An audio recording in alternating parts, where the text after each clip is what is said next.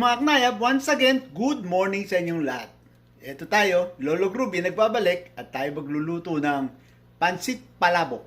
Ang gagawin natin ngayon ay simpleng palabok lang, walang masyadong arte. Konting sangkap lang ang gagamitin natin at ito, papakilala ko kayo sa kanila. Sana natin mga knayab, ito yung ating bihon, ito yung ating fish sauce o patis, gagamit tayo ng chicken broth, ayan yung ating atsuete, ang garlic powder, at siyempre ang ating chicharon na dudurugin mamaya, bawang at sibuyas, ang ating tokwa, at ang ating ground beef. Okay, umpisa na natin magluto! Ang uunahin nating iprito, yung ating tokwa. Lagyan na natin ang tokwa.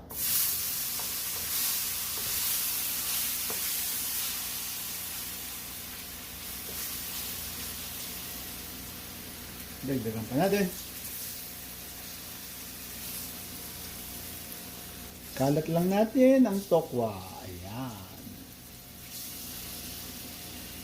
Para lahat ay matusta.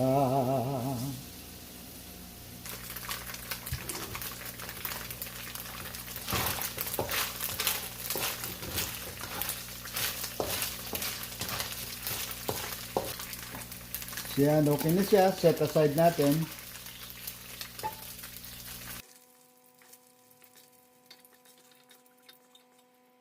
Pagkatapos, yung bawang at sibuyas na.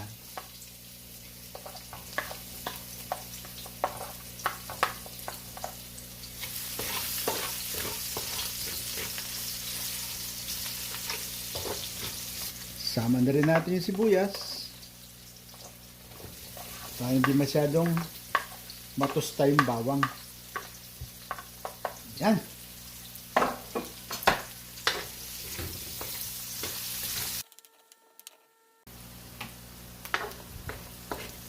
O yan.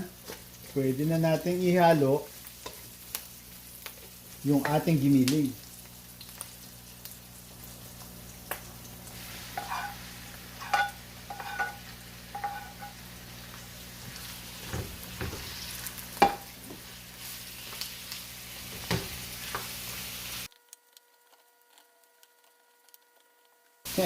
Hindi ko napansin. Meron pa pala tokwa, hindi ko na prito. So, lulutuin ko na lang doon sa kabilang kalan. Ganyan talaga ang lolo. Malilimutin.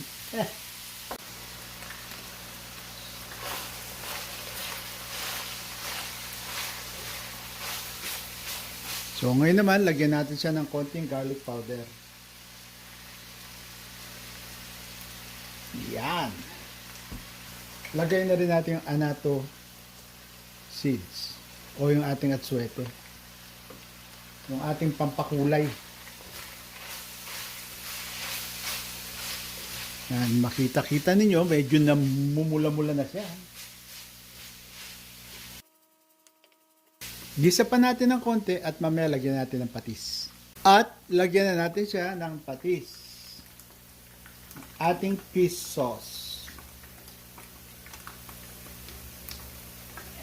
Dahan-dahan lang ang lagay para sumobrang alat. So, madali nang timplahin yung alat. Mas madaling timplahin pag matabang kaysa maalat. Kasi yung maalat, kuminsan, mahirap solusyonan. Kaya dahan-dahan lang ang lagay ng patis. Okay, halu-haluin lang natin at mamaya pakukuluan na natin siya ng chicken broth. Naman, ilagay na natin yung ating chicken broth.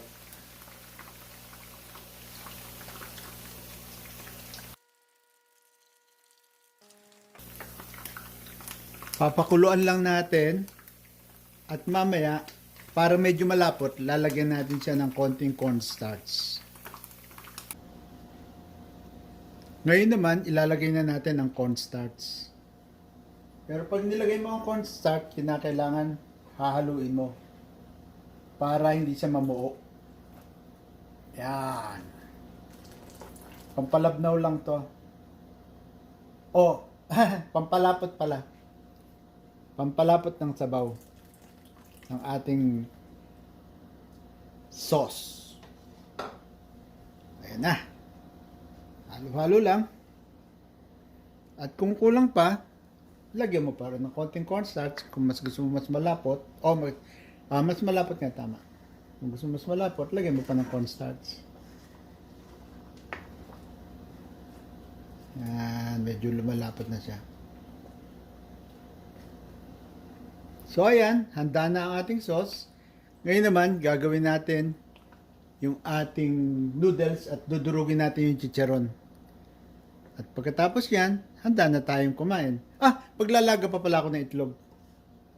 Masarap din to pag may itlog na nilaga eh. Okay. Ang gagamitin ko ay pancit bihon dahil para sa akin, mas masarap ito. Mas gusto ko yung mas maliit. So ito na, pakuluan natin tubig at lutuin. Pag naluto, lagyan na natin ng adorno, yung ating itlog na nilaga. Wow, ang sarap nito.